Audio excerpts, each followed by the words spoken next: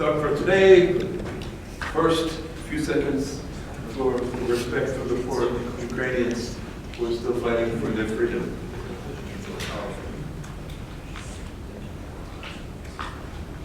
Today we're going to continue talking about game theory.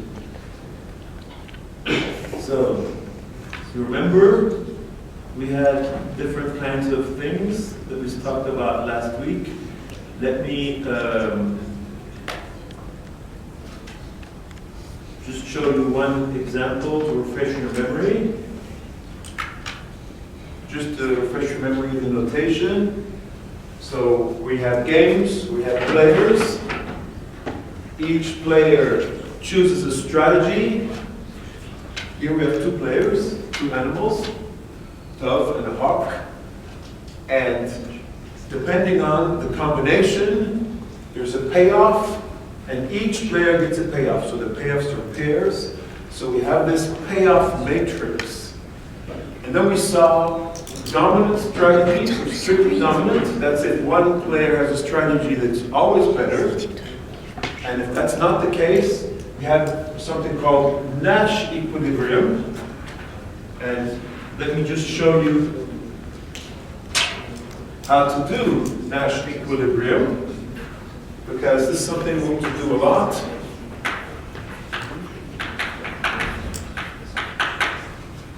So let's say the first player, animal 1, picks dove. Then what is the best response to this from animal 2? So the first one picks dove, and animal 2 can pick dove or hawk. And the payoff is the second number, either 3 or 5. So it will pick the most, so it will pick hawk. That's the best response. But then we close the circle. We again say, what is the best response to hawk by animal 1? So if animal 2 does hawk, now we have this column. Animal 1, what is the response? If we now look at the first number, get 1 or 0. So it's going to pick dove, which is highest, because it's 1. Okay. Now you see that the circle is closed, because we get the same as we started. So hawk is best response to dove, and dove is best response to hawk. So that's a Nash equilibrium. If you can do this, if you can close the circle, then you have Nash equilibrium. Okay, so that's very important. Today, we're going to talk about mixed strategies.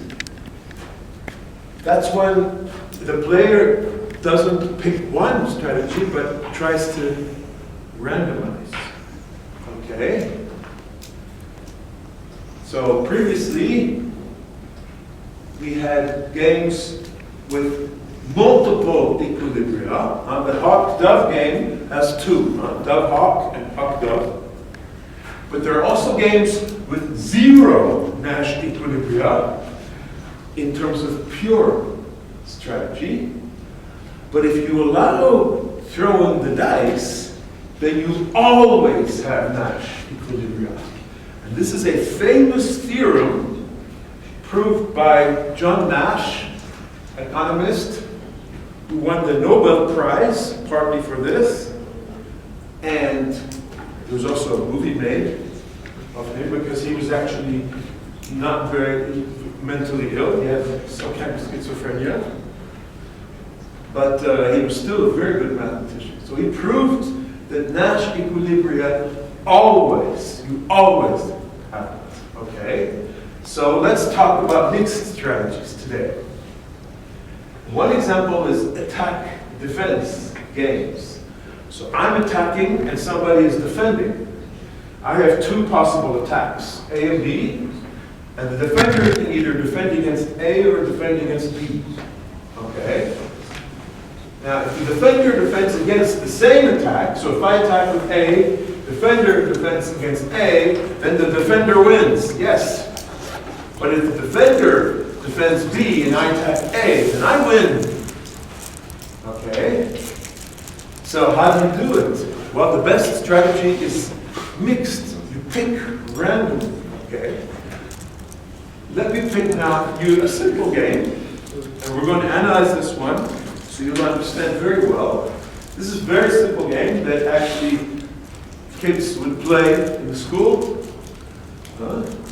Me and a friend, we hold a penny, a coin, and the coin can be heads or tails. So we open our hand, okay, heads or tails.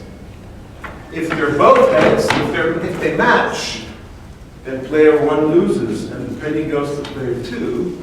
If they don't match, okay, heads, tail, or tail, heads, then player 1 wins and player 2 loses. Okay, so that's the game we're going to analyze. I'm going to put the payoff matrix here because we're going to really try to understand this game and what the best way is to play. Okay? So this is heads, tails, heads, tails. This is player 1. This is player 2. Okay. So that's the game. This game is called zero sum. That means all the payoffs always sum to 0. So if one wins, the other loses. So not all games are like that. Many games are positive payoff, where everybody wins or everybody loses. So the game of global nuclear, thermonuclear war is not zero sum because both will lose this game. Okay, but this one is zero sum. And one example, famous example, is the Allied landing in Europe. This is World War II. If you know your history, you should know this.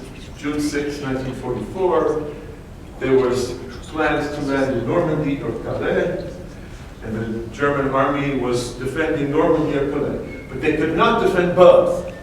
They had to guess where they're going to attack. Okay? And the Allies were very smart. They pretended to attack for both. They even made a pretend armies to attack for both, with pretend radio discussions and everything. And it turns out the Germans picked wrong. Okay? So the Allies won this game. Okay. This game has no pure Nash equilibrium.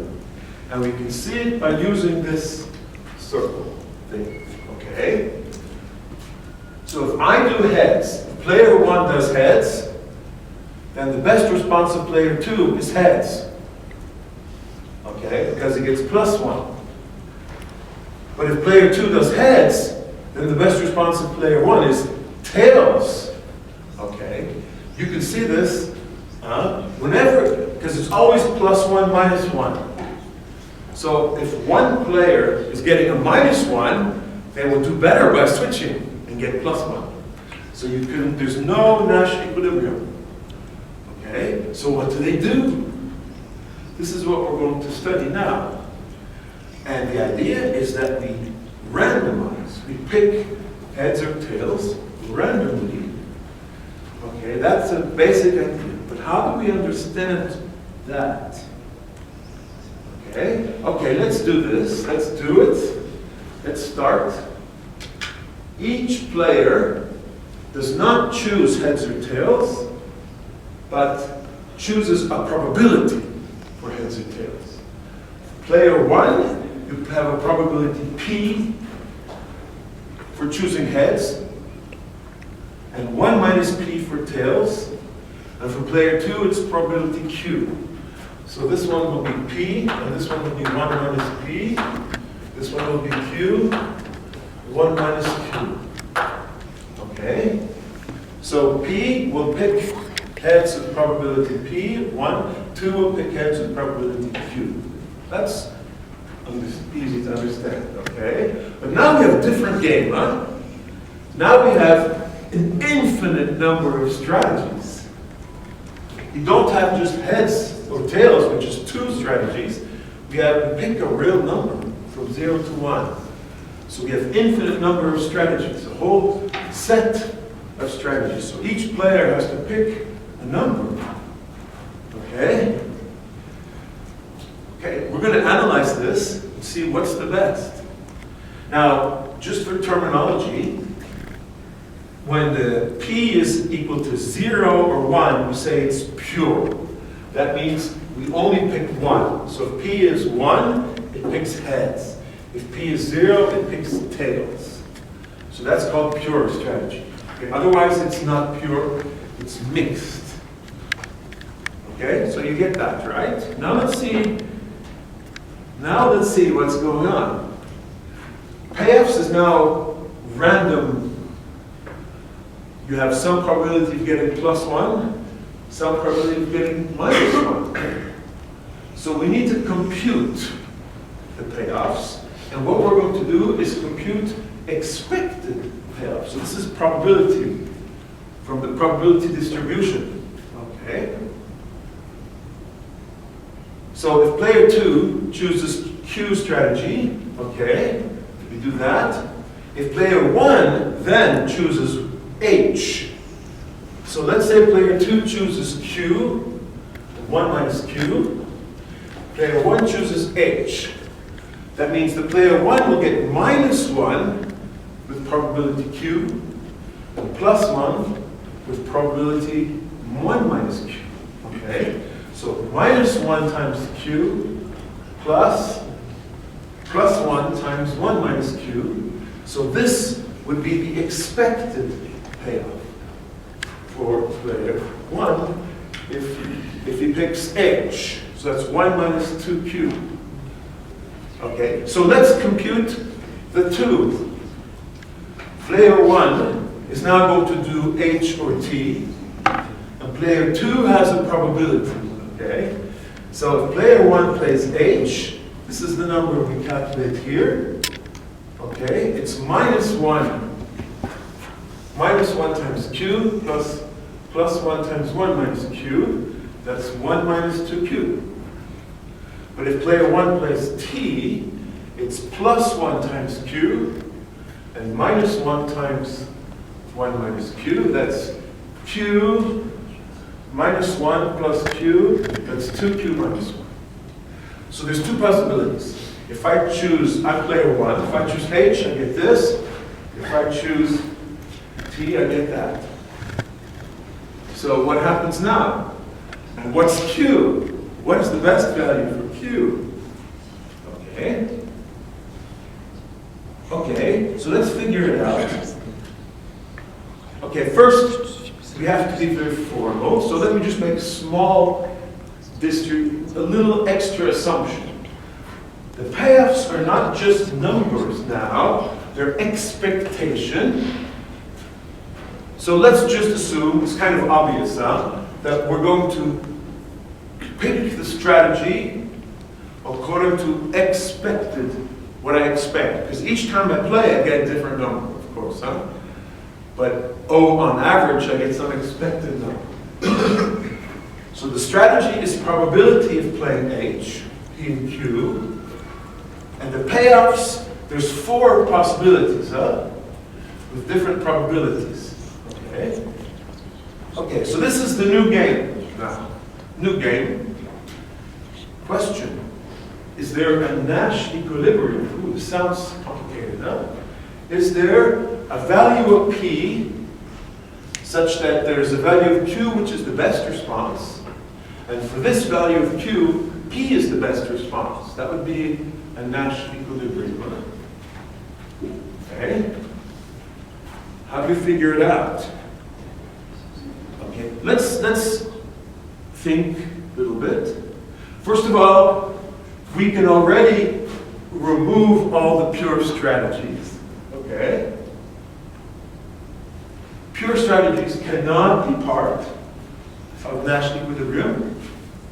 So let's say player 1 does H. That's pure, and it's Nash equilibrium. Well, player 2's best response is also H, but it's not a Nash equilibrium, okay? So it's not. We know already, yeah? There's no pure Nash equilibrium, okay? Okay, so the question, what is the best response for player 1? Okay? So let's say player 2 does strategy Q. What is player 1's best response? Well, if I pick H, I get this. If I pick T, I get that. So if these two numbers are different, if they're not the same, then one of them is bigger. And that would be the best, okay? If 1 minus 2k is not the same, if they're different, then one of these two would be the best. But we know already it can't work, okay? A pure strategy cannot be part of a Nash equilibrium, okay? So what do we do? So, the only possibility is that these two are the same. Okay? That we pick Q so that neither of those two is higher. Because if they're different, we know we don't have Nash equilibrium. So the only possibility is that they have to be the same. So player 2 has to pick the number so that neither H nor T is the best. Okay? So if we do that, we get 1 minus 2q equals 2q minus 1, which is 4q equal 2, which is q is 1/2. And since it's symmetrical, we also have p is 1/2. So the conclusion is, the only possible Nash equilibrium, if there is one, is this, 1/2, 1/2. That means I pick HT with 1/2, and the other player does the same. You can actually verify that they're best responses. If I do this, okay, if player 2 picks a Q, we have these two numbers, okay, and if Q is equal to 1/2, then the response of 1/2 is actually the best response. So that's kind of an intuitive reasoning, okay? Now let's try to be a little bit more rigorous. Okay, so you see it's probably going to be like 1/2, 1/2. So now let's try to be a little bit more principled. Let's introduce a principle called the principle of indifference, the principe d'indifference, which will allow us to compute the Nash equilibrium. Okay? Indifference means that we have two possibilities and it doesn't matter which one. Okay? Now, let's think how it works. If player 1 thinks player 2 will usually play H. So let's say player 2 usually, more than half the time, plays H. Okay, so we're here. But then player 1 should play T. Okay? So if there's a bias, if player 2 is biased to H, then clearly, if we compare the numbers, it's minus and plus. Clearly, I should play T if player 2 is usually doing H. But if player 2 makes these two equal, then player 1 doesn't have this kind of advantage. Okay? If player 2 picks a half, then the gain is the same. So I can't exploit this. I will not get more by doing one or the other. If player 2 does 1/2, the expected payoff will be the same for both. So I can't take advantage of it. It's not exploitable. Okay? Player 2 will be unpredictable in a neutral way. Player 1 cannot take advantage. So this is a general principle. The player should randomize and pick the number so that there's no difference between the two, that it's indifferent. Each player should randomize to make the other indifferent. And that, if you do that, then you can compute the Nash equilibrium. So this is very general and very nice principle that we can use. Okay.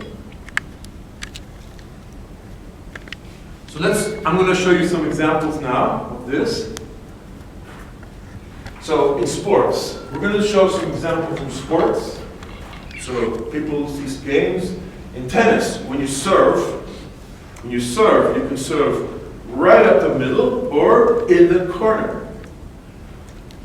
And if you serve in the middle and the opponent thinks it's going to the corner, they usually cannot respond, okay? Or in soccer, if you have a penalty kick, you can kick to the left or to the right. And usually the keeper has to guess, because if the keeper jumps to one side, and they see the ball's going the other way, they cannot fix it.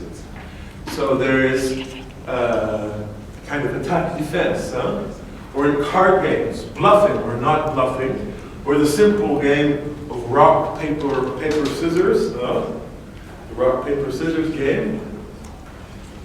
You pick random. Okay. Another example is a population. You have animals.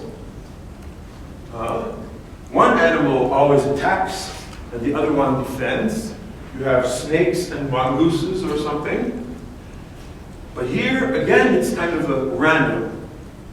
But the randomness is in the population. So each individual will be always aggressive or passive. But the population will be, part of them will be aggressive and part will be passive. Okay? So again, it's kind of attack defense. And this is something we're not going to see in the course. There's actually a chapter in the book on evolutionary strategies. It's kind of interesting, if you're interested in that. Chapter 7. But we're not going to see that in the course. But let me show you now an example. I will show you first an American example, and then I will show you an example for the rest of the world. Okay? Because America is somehow thinking it's very special. So they have this game called American football. I don't know if you know the rules for American football. People know the rules? Who knows the rules for American football? Some people do. So I do because I grew up in America. But it's like cricket. If you have not grown up in England, you will not understand the rules for cricket. And same for American football. But here's a simple thing. So this is a situation. I have two teams. They're on a field. This is one team. One team wants to go this way. The other team wants to go this way. So they're against each other. And one team has the ball. This weird-shaped American football. It's kind of shaped like a rugby ball, but it's American football. So one team has the ball, and the ball has to make it all the way to the end. Okay? The offensive team has the ball. The other one is defending. So the offensive team wants that ball to get to the other side. So they have two possibilities. Either, so they're all standing there. They have this guy has the ball. There is a guy called the quarterback who takes the ball and who's like the boss. He decides.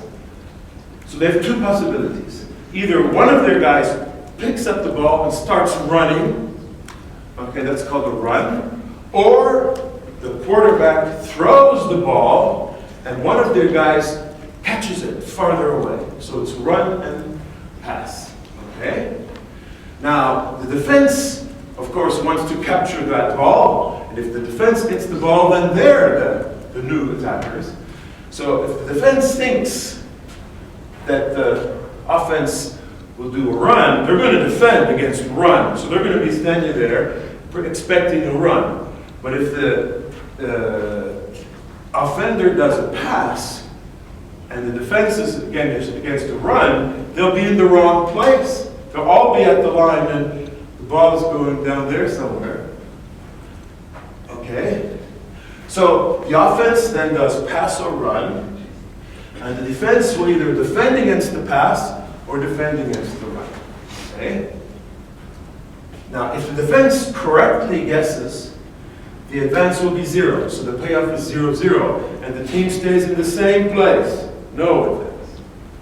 But if the defense guesses wrong, the offense will advance. And they advance more with the pass than with the run, because the pass you can throw very far. So in this, the offense, if it's a run, so if the offense passes it, and the defense does not defend, they will advance 10 yards. Okay, yards, not meters. And if the offense runs, they will advance less. Because once the guy starts running, they see that, and they all jump on him to stop him running. Okay, so the guy has to have lots of protection. Okay, so the advance would be less. So what's the strategy here? We can actually compute the strategy using the indifference principle. Okay? Let's use principle of indifference. So there's no Nash equilibrium in this game. And I leave that for you as exercise to show. Check it. So we can only do mixed strategies. Okay? So let's work out what it is.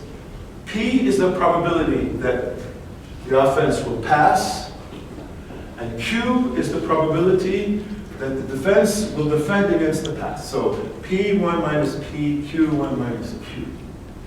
Now let's use the principle of indifference. We have to pick P and Q so that the other guy cannot exploit the difference. Okay? Okay, so let me explain now how it works. So let's say the defense chooses Q and 1 minus Q. So what is the payoff for passing, for the offense? So Q times 0, that's the first number, and 10 times 1 minus Q, that gives 10 minus 10Q. And if the offense runs, then we're in the second line. It's 5 times Q plus 0, here we have 0, 0, times 1 minus Q, that's 5Q. So if the offense can either get this much payoff or this much, 10 minus 10Q or 5Q. So the principle says we have to pick Q so that there's no difference, because otherwise the offense can take advantage. So they have to be the same. 10 minus 10Q has to be the same as 5Q. If you solve that, you see 15Q is equal to 10. Q is 2/3.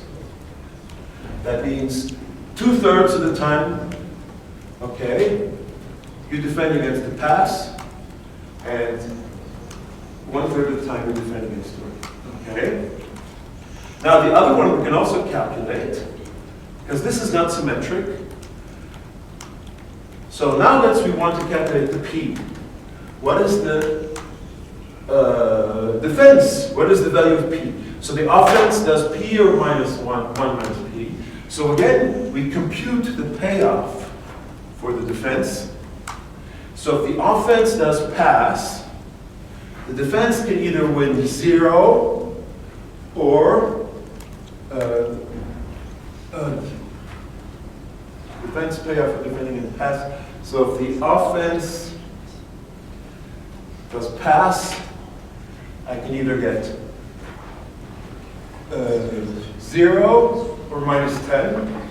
I'll make this mistake here. So I get 0 or minus 10. So let me compute it on the board. The slides are not guaranteed to be correct. So the offense chooses P for pass, and what is the defense payoff? It will be either 0 or minus 10. 0. Ah, no, it has to be, sorry. See, I'm getting confused now. So the offense will either do pass or run, and the defense will defend against pass. So we're looking at the first column, and the offense does pass or run. So we have 0 or minus 5, two such numbers. So 0 times p, and the run is minus 1 minus p. So minus 5 times 1 minus p. So this is 5p minus 5. Okay, and the defense does defend against run, then we're on the second column, and the payoff will be either minus 10 or 0. So minus 10 with probability p, and 0 with 1 minus p. So that makes minus 10p. So these two numbers have to be the same, otherwise we can take advantage, okay? So otherwise the defense can take advantage. So they have to be the same. So 5p minus 5 is equal to minus 10. So we have 15p is equal to 5. So p is 1/3. So that means the probability of passing is 1/3, and the probability of running is 2/3. So 1/3, 2/3 is the equilibrium. Okay? It's funny, huh? So let's look at it. So the most powerful weapon of the offense. So the offense can gain 10 yards when passing. But I'm only doing that 1/3 of the time. So I'm only using my most powerful weapon 1/3 of the time. Why not? Why not use my more powerful weapon more often? Well, actually, there's an answer to that. Because the defense is defending against that powerful weapon. So the defense will be defending against the pass 2/3 of the time. So that powerful weapon also has a strong defense against it. Okay? Now, let's try another number than 1/3 for p. See, p is equal to 1/3 here. So I'm telling you that's the best. But maybe you don't believe me. So let's try 1/2 for the offense. So if I do 1/2 for the offense, the defend will always defend against the pass. So if I do 1/2 here, I will get, the defense will either have minus 2.5 or minus 5. Minus 2.5 or minus 5. So the defense will always pick the biggest number, which is this one. So if I pick p as 1/2, the defense will always pick defense against pass. Okay, so the defense payoff will be minus 2.5, and the offense's payoff will be the opposite of that, will be 2.5. But actually the mixed strategy has a bigger payoff. So what's the payoff of the mixed strategy? Well, when p is 1/3, okay? When p is 1/3, and q is 2/3. So the payoff for the mixed strategy, if you look here, the offense payoff, so q is 2/3, it's going to be 5 times 2/3, which is 10/3, or 10 minus 20/3, which is also 10/3. They're the same, huh? So it'll be 10/3. So it's more. So picking p as 1/2 is actually worse. The best thing to do is you pick it so the two numbers are the same, and then you will maximize your payoff, which is 3.33. Okay? So using the indifference principle, we figure out the best strategy. Okay? Here's another game. Now we're going to the rest of the world. This is penalty kick game in soccer. This is actually an empirical result. So there's a guy named Ignacio Palacios Huerta in 2002 who analyzed penalty kicks, and he wanted to see whether it was better to kick left or right. Okay? So this is what he came up with. So we assume left or right. Huh? We assume no center. Center is actually rarely used. And we factor out that the kicker is left or right footed. So the right will be always the favored foot of the kicker. Okay?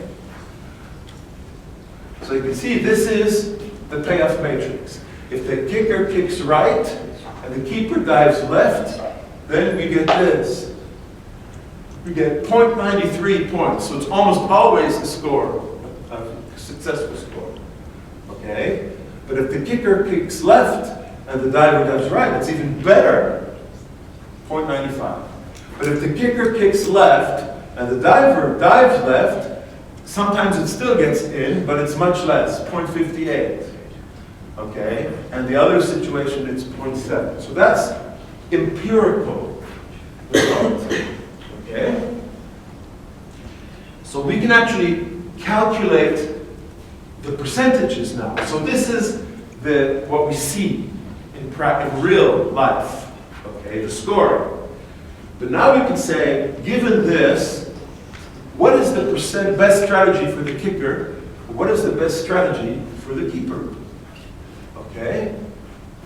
So the kicker must be indifferent.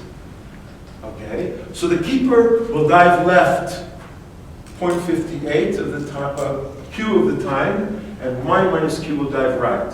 So if the kicker kicks left, then we get 0.58 times Q plus 0.95 times y minus Q. If the kicker kicks right, we get 0.93 times Q and 0.7 times 1 minus Q. So I'm going to make it a little bit shorter so we can solve this equation. This gives Q equal 0.42. That means the keeper should dive left 42% of the time, and 58% of the time should dive right. So good keepers will do that. They have some dice in their pocket, you know. And P, we can also compute it, 0.39. So the best keeper in the world, with the best strategy, will kick left 39% of the time, and kick right the rest, 61%. Now, if you look at real penalty kicks, you can say, how good are the real football players? And how good are the real keepers? Well, it turns out the real keeper does this. He actually has a best strategy. He actually follows that. So you can see the keepers do a good job. And the kicker is almost as good. That if you observe in real life, the kicker is going to kick left 40% of the time. But the theoretical result says he should be doing 39%. So he's almost perfect. So this shows that the guys in the real games are actually doing pretty well. Okay? They're doing actually pretty close to optimal strategy. We compute that. Okay? So that's nice, huh? You see, principle of indifference is what we use. We compute the gain for the two possibilities, and they must be the same. And if you do that in both directions, you can figure out the two probabilities. Okay. Okay. Now let's kind of summarize this whole business of Nash equilibria and mixed strategies. I give you a game.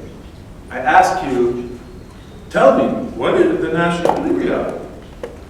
Okay, what are the equilibria? So let's look at that. It turns out a game can have both pure and mixed strategy. So one simple game can actually have 3 equilibria. Okay? So that's actually, it can be quite complicated, and I'll show you an example. You can have a game where you have both pure and the mixed equilibria. So how do you find them? Okay. Well, first, how do you find them? First, it's very easy. You check all the pure ones. Checking the pure ones is done according to this loop. You check all of the 4 boxes to see whether it's Nash equilibrium.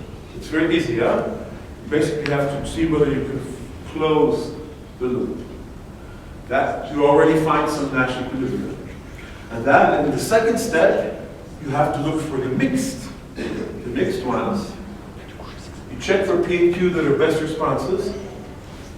Okay. So we assume both P and Q are not pure. Okay. And so for each player, you have to use indifference principle. The two pure strategies have to have the same payoff, this indifference. And this gives the equation for determining Q, and the same for P, like we did. Okay? And with that, we can find the mixed equilibrium. So let me show you now an example of this. Remember this game we saw before? In fact, you can look for many of the previous games. The PowerPoint keynote game, the unbalanced coordination game. Okay? So PowerPoint has 1-1, but in fact the players prefer Keynote. So Keynote has payoff of 2-2, remember? So assume player 2 chooses Q for PowerPoint and 1 minus Q for Keynote, then the player 1 will be indifferent if the 2 payoffs are the same. So the first payoff is according to the 1 and 0, 1 and 0, Q1 minus Q. The second one is 0, 2. And if you solve this, you see Q is 2/3. Okay? And P is 2/3. So basically, 2/3 of the time they have to choose PowerPoint. So there's actually a mixed equilibrium here. So we have 3 equilibria here, right? 3. 2 pure ones and 1 mixed one. So even a simple game like this can be complicated, huh? Okay, before going to the second part, where I'm going to talk about more complicated kinds of things, Pareto and so on, let me summarize what we saw with strategies. So we have 2 players playing at the same time. They're rational. And here's how we do it. So last time we saw maybe one player has strictly dominant strategy. Then it's easy. We know how the player has to play. There can be 2 or 1 of the players can have strictly dominant, and the other one then has to fall. Or there can be none. No strictly dominant.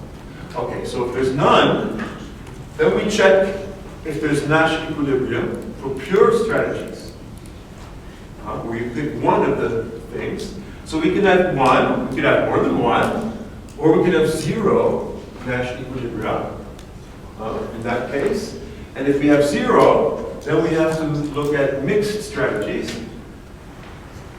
So we use indifference principle, which means that there's no advantage to picking a pure strategy. The 2 payoffs are the same. And notice, Nash equilibria always exist. Okay? But they might be mixed. But even if we have pure, there might also be mixed. If we have 1 or more than 1 not for pure, we still might have mixed. Okay? So that's a lot of analysis, okay? See, it's not so simple doing the analysis for the games. Okay. So that gives you kind of an overview of how to analyze 2-player games. And now we're going to see some extra stuff. Okay? Important extra stuff. we're going to see two new things now. One is Pareto optimality. This is, can we make the game good for society and not just selfish for the players? And the second thing we want to see is games where you have more than one move, sequence of moves. Like a chess game. But we're not going to look at chess games. We're going to look at negotiation games between players, like companies and so on. Sequence of moves. So we're going to look at those two. And each of those two already gives us some good ideas. Okay, so let me now make a small break. After the break, we'll talk about that. Okay, of course. Some more bigger general things. First of all, good for society, because the games are self-absorbed, the players are very selfish. They want to maximize the payoff. But that's not always good. So sometimes in real life, it's not good to do that. So we talk about that. And this leads to a big argument that is always the tension. Regulation versus free market. Do we let people and companies do whatever they want, or do we impose restrictions, regulations? So there's a tension. That's the first thing. The second thing is dynamic games when you have more than one move. That's very common. When I negotiate, I do something, the other guy does something, and then I do something. So we're going to talk about those two. So let me first talk about Pareto optimality and another variant which is called social optimality. So I go back to our trusty exam presentation game. Okay? So if both of the players play rationally, that means they are maximizing their payoff, the result will be exam, and it's 88-88. But that doesn't mean that all the players together are doing well as a group, society. So it's better if they both do presentation 99.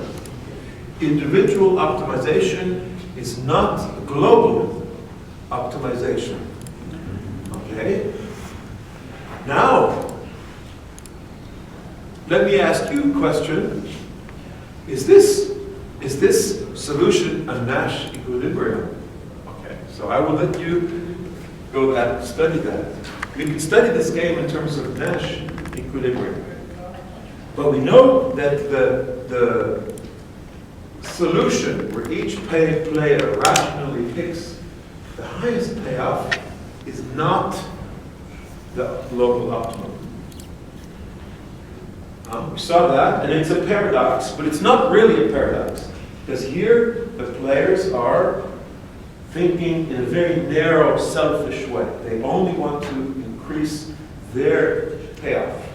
So they think selfishly, and the result is the global thing is bad. Okay? So that's not very nice. So the question is, can we change the rules to make it good for society? And this is where we come into a concept called Pareto optimality. This is a concept which was discovered by an Italian economist called Vilfredo Pareto a long time ago, from 1848 to 1923 he lived, as choice of strategies. So the players again are choosing strategies. It's Pareto optimal if there's no other choice in which all players receive players at least as high, and at least one player does more, better, strictly higher. So you can't keep everybody the same and make somebody do better, at least one person do better. You cannot do that. Okay, if you cannot do that, then it's Pareto optimal. That means all the players are doing good in a a sense, huh? Okay, so this is intuitive. So let's look at this. Okay, let's say we have a strategy that's not Pareto optimal. Okay, assume we have something that's not Pareto optimal. In that case, it's possible to change the strategy such that one player is better and the others are not worse. So that's, of course, better, huh? Nobody's doing worse, but one player is better. So that's clearly superior, okay? So that's very intuitive, huh? If we can make one player better without harming the others, then it's better. But if it's Pareto optimal, we're already at the limit, okay? So this is superior alternative. So somehow, if we could agree on that, then that would be actually better for everybody. Because if you would agree on that, then in the exam presentation, the better one is a Pareto optimal solution, okay? Then it would be actually better, okay? So Pareto optimal, so now we have two things. Pareto optimal strategies and Nash equilibria. So a Pareto optimal is actually better than a Nash equilibrium. Gives better payoffs for everybody, not worse. But you can't just get it selfishly. You need a binding agreement. That means somehow you have to force the players to not just maximize the payoff, but to go for Pareto optimality. Okay? So the Pareto optimal choice, maybe it's not a Nash equilibrium. Okay? In that case, Nash would say the player would change. Okay? If it's not a Nash equilibrium, then the players will pick something else. But we have to disallow that. Because if we allow that, even if the player is going to a better one only for that player, huh? Not globally, huh? Only for that player, we have to disallow it. We have to somehow forbid people locally improving things. Okay? Okay, in exam or presentation, okay, both studying for the exam is not Pareto optimal. Let's go back here. Both studying for the exam, 88, is not Pareto optimal because 90-90 is better for both. And it's not worse for anyone. It's only better. So the 90-90 is Pareto optimal because you can't do better than that. You can't go even better than that. Because if you go to 92-86, then one of them gets worse. So that you're not allowed to do that. They all have to be the same, and then one of them is better. Okay, so 90-90 is a Pareto optimal choice, but 88 is not. Okay? So both studying for the exam is not Pareto optimal. But how do you force the players to go for the Pareto optimal thing? Okay? You need a binding agreement. That means you need something new. You need some extra rules that are not part of the game that force the players to go for the Pareto optimal solution. Okay? And that's where we go talking about things like regulation. Okay? Notice the other two outcomes are also Pareto optimal, huh? It's interesting, right? The 92-86 is also Pareto optimal because you cannot change things so that all of them stay the same and one of them gets better. Because if you change it, one of them will always go worse. So 92-86, 86-92 is also Pareto optimal. Okay? They're all more low optimal. So Pareto optimal is a very strong condition, because you can't let anyone do worse. You don't let anyone behind, in a sense. Everyone has to do at least as well. Okay? So that's Pareto optimality. And that's something that's used when you define regulations, when you define rules in society. Yeah? If you have something in society which would cause some people to do much better and other people to do worse, some people would become very, very rich and other people would become poor, that would not be a Pareto optimal choice. It might be a Nash equilibrium, but it's not Pareto optimal. Okay? So Pareto optimality is a principle for regulating society. Okay? And I'll give you a second one. This one is even stronger. This one is called social optimality. It's just called like that. Huh? Social welfare maximizer. This one maximizes the sum of the payoffs. Okay? So the sum is maximized. So if you look at the exam or presentation, you look here, the sum. So the highest was 90 plus 90. So again, it's presentation, which has the highest social optimality. Okay? So this one is actually less useful than Pareto, because you're talking about sum, doing arithmetic.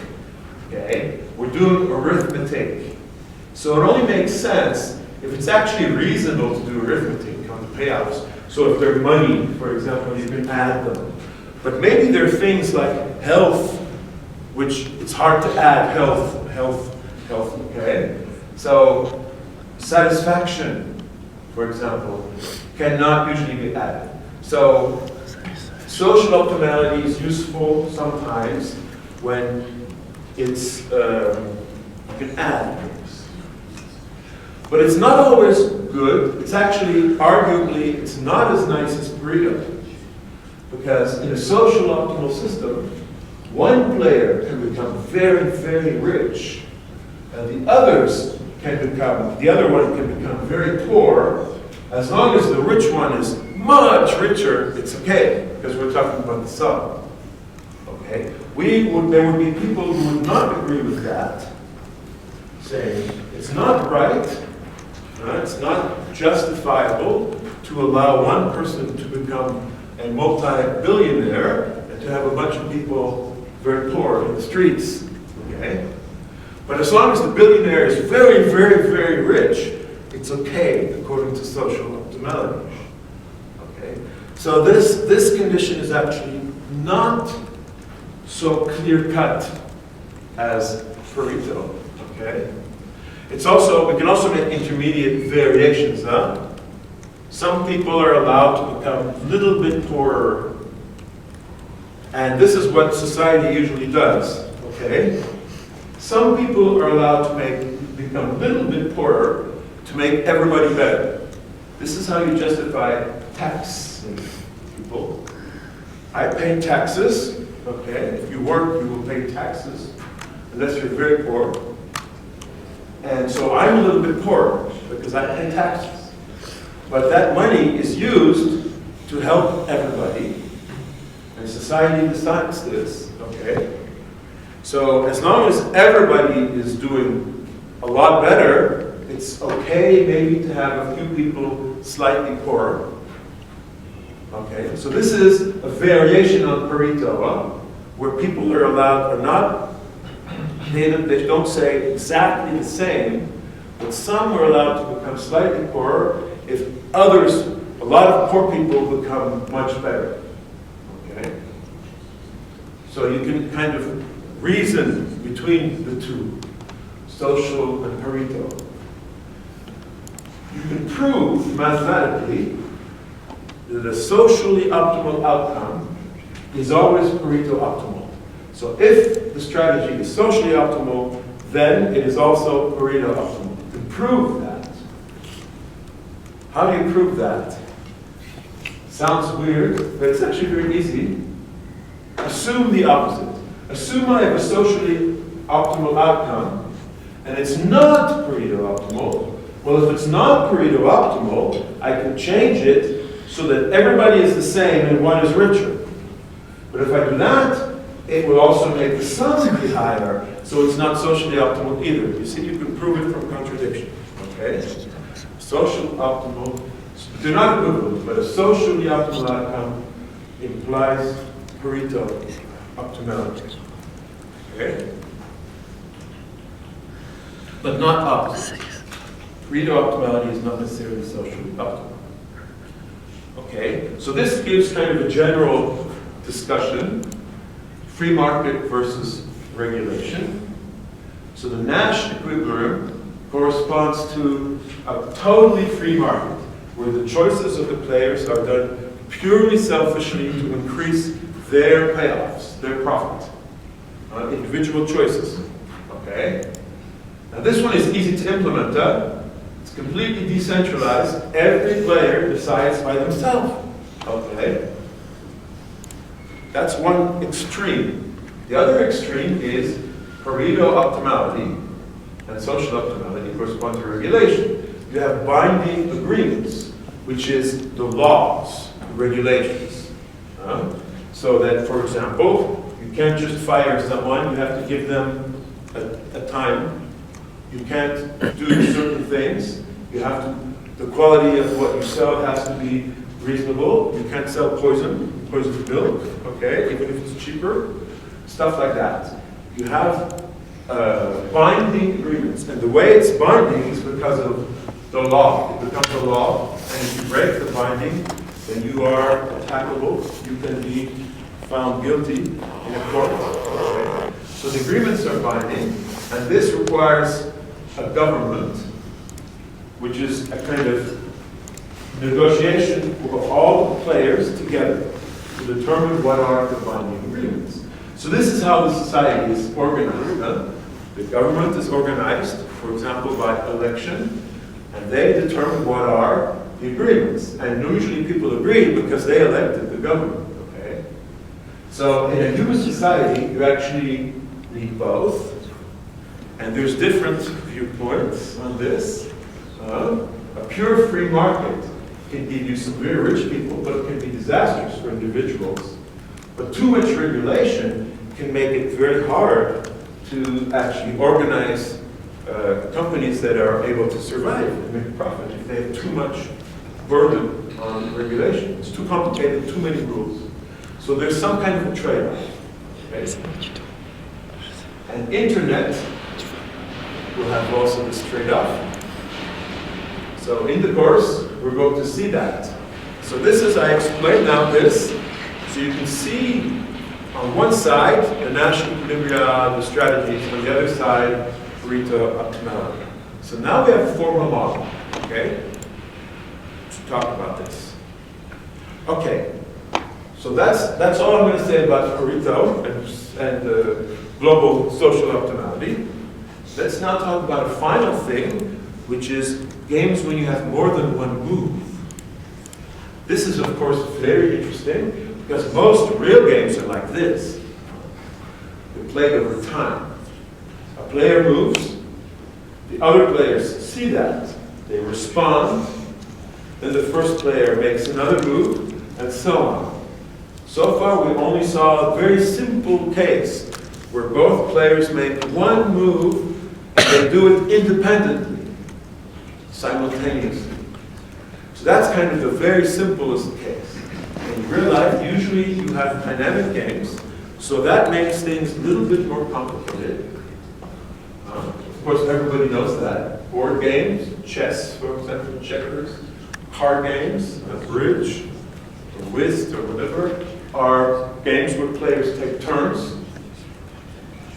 Negotiations, I make an offer, then there's a counter offer, and then another counter offer, and so on. These are moves. And we will see things like auctions, vente aux enchères. This happens a lot on the internet, much more than you can imagine Because every time you look at a web page, there's hundreds of auctions going on. It's actually kind of crazy. There's so many auctions. Pricing, so supply equal demand. How you determine pricing? That's kind of a game where the buyer and the seller are doing moves. Do I buy? Do I not buy? Okay. So it's all very, very common. Okay. So I'm not going to talk about chess. Chess is a very specific and very complicated case. Okay. I'm going to talk about games where it's more like negotiation. Okay. And I'm going to show you some examples. I'll show you how to think about negotiations. First of all, we need a notation. Remember, previously we had a matrix called payoff matrix. But that's only for one step. So you have a list of players, the strategies, and the payoffs. So this is called normal form representation. Normal form is you have a matrix, a table. But for dynamic games, usually you need something more than that. Because you don't just have one move, you have many moves. So this gives you another kind of representation called extensive form, which is actually kind of like a tree. Each player moves, you go down the tree, another player moves, and so on. And at the end, you get the payouts. Okay? So let me give you an example. So this is kind of economic example. Okay? You have two companies called Firm 1 and Firm 2. And you have two regions, A and B. Two regions. So you have,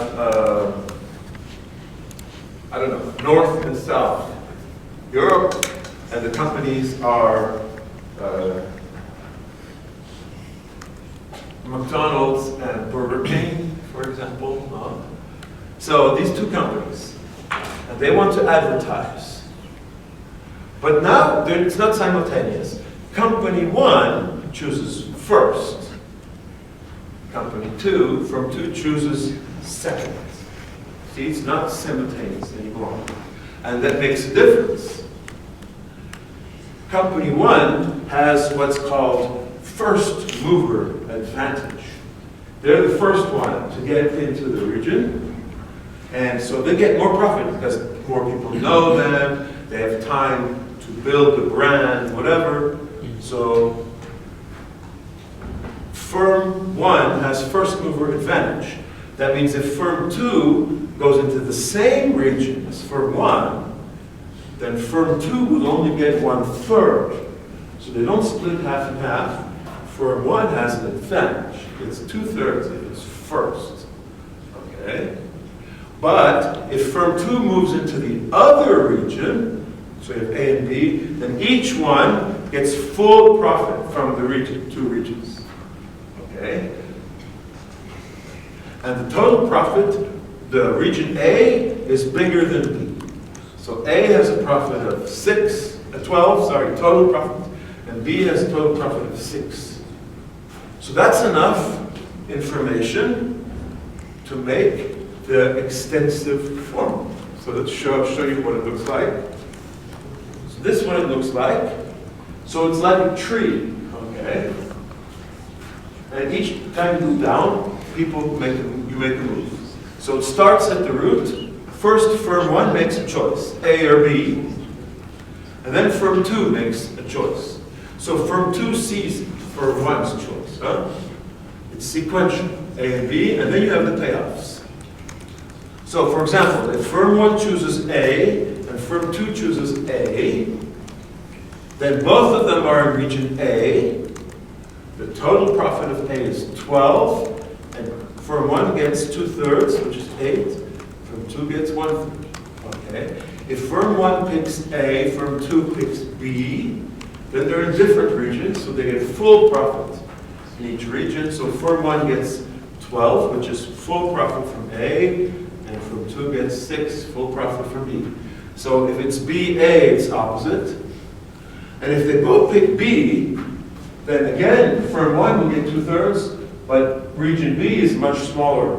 So the total profit is only 6, but they still divided in 2/3, 1/3. So this is the payoffs, which is at the leaves. Okay? So now we can reason about this. Okay? So you read, so this tree is red, is going from top to bottom. Okay? Each time you make a step, you have choices, and the terminal or leaf nodes represent the tails. Okay? It's reasonable, huh? And you could make a tree like that for chess, too. Would be a little bit bigger, of course, huh? So a specific play is a path from the top node to a terminal node. And whenever a player makes a node, makes a choice, they know what the past choices are. So when firm 2 makes its choice, it knows what firm 1 did before. When I make a move in chess, I know what all the previous moves are, okay? So how do you reason on that? Okay. Now let's do some reasoning. It's actually very intuitive. So let's say firm 1 chooses A. Okay, so I'm here. What does firm 2 choose? Firm 2 will maximize its payoff. Well, what are the possibilities? 4 or 6.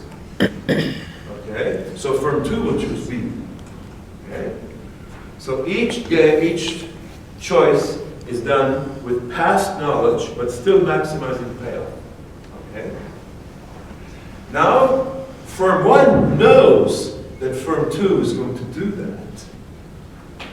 So if firm 1 chooses A, it expects firm 2 to choose B, and then it knows that it will get 12. See that? It's kind of predicting what firm 2 is going to do. And if firm 1 chooses B, it expects firm 2 to choose A, because that is here, giving it a 6. So firm 1 will either get a 12 or a 6. So firm 1 is going to pick region A and get 12, and firm 2 is going to get 6 then and have region 2. Okay? So the choices will be A, B. So this is the way to do it. Okay? So the idea is you start from the final notes and you move up. You say, I'm here, I move up. What is firm 2 going to choose here? Well, it's going to choose this one.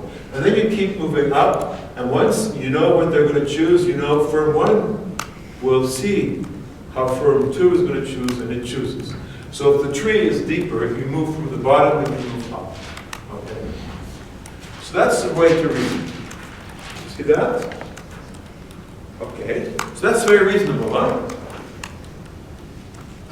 But it's actually a little bit more interesting, because you can also write the normal form for this game. It's a little bit more complicated, because somehow you have to encode all the moves in the payoff matrix.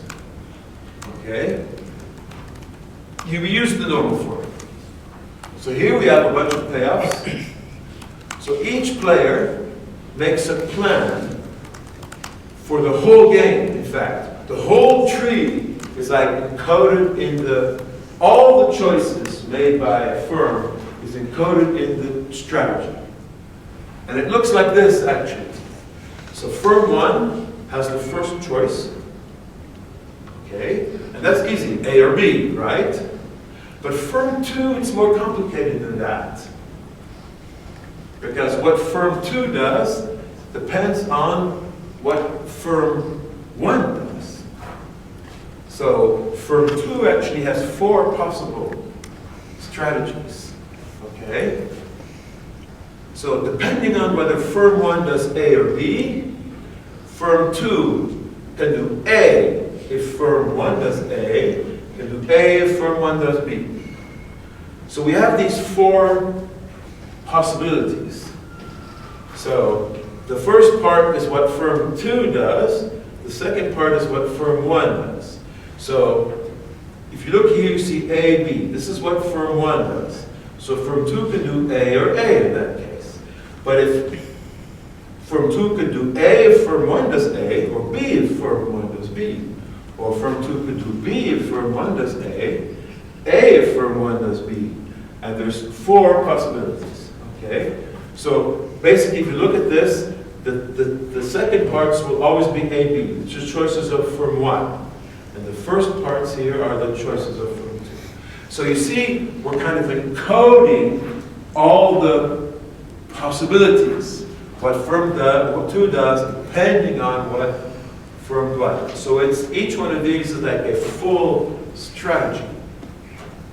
And the whole strategies is part of the game. It has to be enumerated in advance. We have to know this whole table before we start playing. Okay? So this table is a little bit more complicated because of that. But you can again calculate the payoffs. Okay? If firm 1 chooses B, if firm 2 does A, B, that means it will pick A. If firm 1 chooses B, that means it will pick A. That means firm 1 does B, gets 6. Firm 2 does A, gets 12. Okay? So again, if they're in different regions, they each get the full amount. But if they're in the same region, then firm 1 gets 2/3, and firm 2 gets 1/3. Okay? So here, for example, firm 2 has picked B. So B has a size of 6, and we have A, B, B. A, B, B. That means firm 2 will pick B if firm 1 picks B. So that means both of them pick B here. So they're both dividing up B. So that makes it 4/2, 2/3, 1/3. See, so you can compute the whole thing like that. Now we can analyze this game. What do we see here? Actually, for firm 1, A is a strictly dominant strategy. Remember we used what we saw last time. Huh? A will give it 8 versus 6, 8 versus 4, 12 versus 6, 12 versus 4. So A is strictly dominant. It will do better, always. So firm 1 will do A. And firm 2 then has to do a best response to that. So firm 1 is doing A. So we're on the top line. Firm 2 will either get 4, 4, 6, or 6. So of course firm 2 will do the 6s. It will either do BAAB or BAB. And it will be here at the 12, 6. Okay? Firm 2 chooses B. So this is actually the same result as before. It's funny, huh? Is that always like that? If you look at the previous one, where firm 1 chooses A, and firm 2 will then choose B. So we're at the 12, 6 here. But in this way, this one, we have the same. So it seems like they're the same, right? They're two different ways of looking at the game, giving the same result. Actually, that's not true. There's actually a difference, big difference between them. Okay, so let me compare. It's actually very interesting to compare. And in order to do this, I'll show you another game. Okay, so there's actually two ways of seeing the game. Two ways of doing this game. So let's see how it works. Let me give you another example. So again, let's talk about firm 1 and firm 2, my favorite companies. Okay, here we have a slightly different story. Firm 2 is doing good business in a region. And firm 1 sees that and says, firm 2 is doing well. I maybe want to enter the same market. So McDonald's is selling lots of hamburgers in Europe. Burger King, which is another big chain in the US, is looking at that saying, that's interesting. Should I also open restaurants in Europe? Maybe I make a lot of money by do that too. Okay? So this is, then firm 1 makes the first move. I enter or I stay out. So the Burger King executives say, we will enter the European market. Okay? Or maybe not, you stay out. Okay? Now, if firm 1 stays out, the game's done. Okay? It's over. Okay? So firm 2 gets the money, and firm 1 doesn't get any. 0. Because the total amount of money is 2. But if firm 1 enters, Burger King says, I want to build restaurants in Europe. My first move is to buy quick, which is what they did. Okay? It enters. Firm 2, McDonald's says, ooh, big Burger King is trying to come in here. I don't like that. So firm 2 reacts. They can either cooperate, say, okay, let's just split the market, or retaliate. Okay, we'll show those guys. Okay, we'll fight so they don't come. So if firm 2 cooperates, then they split the payoff, 1-1. But if firm 2 retaliates, then there's a price war. Firm 2 wants to show that don't come in, please, no, you will crush you. But then both of them reduce the prices and they both lose. Okay, -1, -1. So that's the story. And here's the tree. So here's the tree. Firm 1 says I stay out, and then the game's done. Firm 2 doesn't choose. So firm 1 gets nothing, it's reasonable, and firm 2 gets the 2. It's all the profit.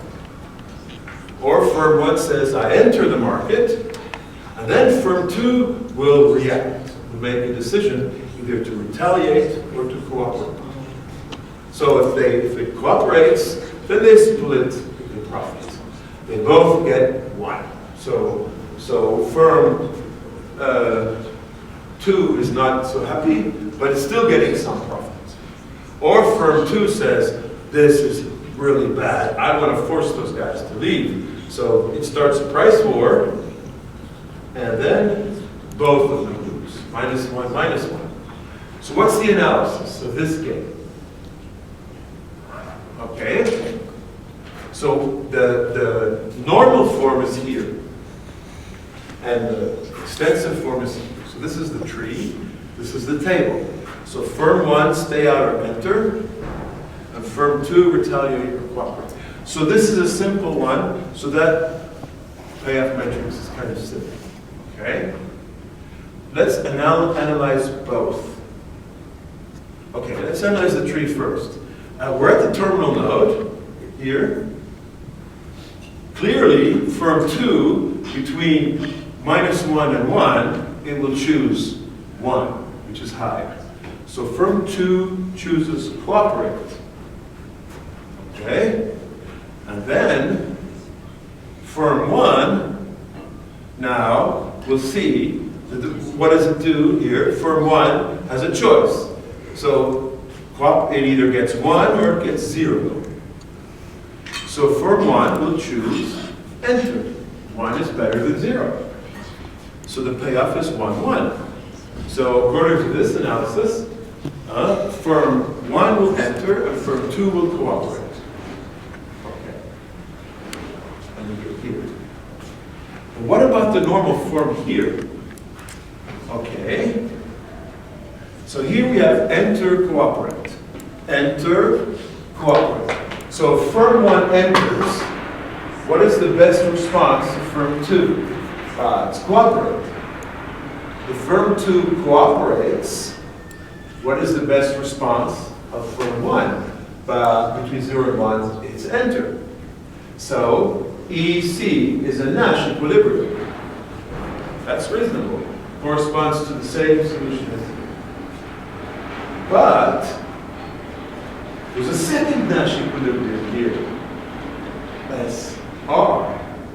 If firm 1 stayed, so if firm 1 stays out, then firm 2 can either retaliate or cooperate. So if firm 2 retaliates, then the best response of firm 1 is to stay out. So again, you can see that retaliate gives stay out, and stay out allows also retaliate. So stay out, retaliate is another Nash equilibrium. What does that mean? Doesn't have any meaning. This is kind of weird. Second solution. What's going on? So, okay, let me explain now what's going on here. Because there's two ways to look at this game. So, extensive form, the tree, gives one solution, EC. The normal form gives two solutions, two Nash equilibria, EC, which is the same as before, and SR. So what does the SR mean? Kind of unexpected. It means that the normal form enumerates everything in advance. The normal form, it's as if firm 2 commits in advance into a computer program that will automatically retaliate in case the firm 1 enters. Okay? So retaliate and firm 1 commits to a program stay out. So the normal form, in some sense, is where you commit in advance to things. Okay? In normal form, so the table, each player commits ahead of time to a complete plan for the whole thing. But in extensive form, that's not the case. Each player makes a decision at each local intermediate step. Okay? So if firm 2 commits in advance to retaliating, then SR makes sense. Then if firm 2 says, hey, I'm going to retaliate if you come in, firm 1 says, ooh, okay, I'll stay out, I'll stay out. So that makes SR. But in the tree, you don't have that, though. If somehow firm 2 can convince firm 1 that it has, in advance, committed to retaliating and not cooperating, that firm 1 will stay out, then you have SR. But in the dynamic game, you don't have this kind of advance. Firm 2 will only think about what to do when firm 1 is already making the decision. There's no thinking in advance. And at that point, it's better to cooperate. Okay? So there's two ways to looking at it. Either you do step by step, you make a decision at that step, and you try to maximize the payoff, or you preemptively make a plan for the whole thing at the beginning. Okay? So we can see, we can compare them now. So the tree, the extensive form, this is where you sequentially make decisions. You optimize at each intermediate step, so there's no pre-commit. But in the normal form, you see the whole plan in advance, and you optimize the final result from the whole plan. So you pre-commit in the very beginning to a plan, and you will not change that plan. Okay? So if firm 2 can make firm 1 believe that it would retaliate, then firm 1 will choose to stay out. So in advance, before it even starts. Okay? So, for example, firm 2 could make a public announcement. I am McDonald's, I am the master of the hamburger, and I will beat any competitor's price by 10%. Burger King is listening to that and says, ooh, that means they want to do a price war. So they're pre-committing to retaliate when they say that. Then firm 1 says, ooh, maybe we don't want to enter this market because they're not going to cooperate. They're going to retaliate, and we're going to lose money. So firm one can then decide to stay out, because this was a pre-commit.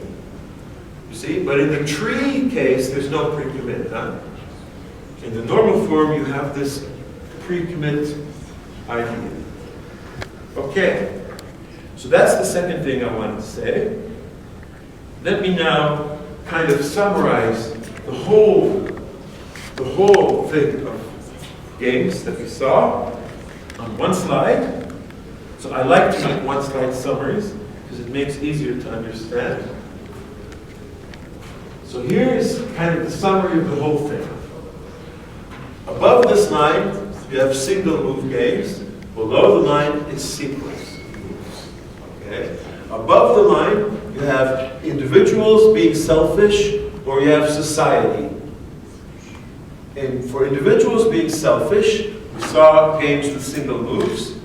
You start by looking for strictly dominant strategy. You can get 2, 1, or none. If you find none, then you can find a Nash equilibrium for pure strategies. You can find a bunch or none. But you can always find a Nash equilibrium for mixed. It always exists. Might be mixed. And you might have both. You might have both pure and mixed. If you have mixed, you can still have pure. So that's in the case of individuals. In the case of society, you have Pareto optimality. So the idea is to add binding conditions so that the players do things that are good for society, not just for themselves. Okay? So that's the two ways of looking at single move games. And for the sequence of games, we saw 2 ways of looking at those games. In the extensive form, there's no pre-commit. Each intermediate situation makes optimal decisions, step by step. But in the normal form, you pre-commit in the very beginning to the whole plan. You say, in case of this, I will do this. In case of this, I will do this. Because it's a box in the payoff matrix. Okay? So you assume pre-commit. There's no decisions, intermediate decision. Only the final result. Okay? So these are the 2 ways. And both of these are important. Sometimes companies will try to force that. Making price war, making threats, saying, I will pre-commit. But will they really pre-commit? It's not clear, huh? Because even if McDonald's says it's going to do price war, maybe when it comes down to it, it doesn't really do the price war. If Burger King into the market because it doesn't want to lose money. So which one is it doing? It depends on which one it's doing. You can do one or the other. So this is kind of what we saw. And when we're looking at the games now, and the rest of the course, you can kind of fit it in somewhere in this diagram. Okay? Of course, this is only a small piece of full game theory. This is only an introduction. You can make a whole course on game theory and how it's applied to economics and so on. So I'm not going to do that. But I think this is a good, this gives you a good intuition on games. Okay, so let me stop here. This is the end of the introduction to game theory. But next week I'm going to apply game theory to traffic jams and to auctions. So next week I will tell you how to drive a car using game theory. Okay? And I will tell you how to win eBay auctions using game theory. Okay, that's all for today.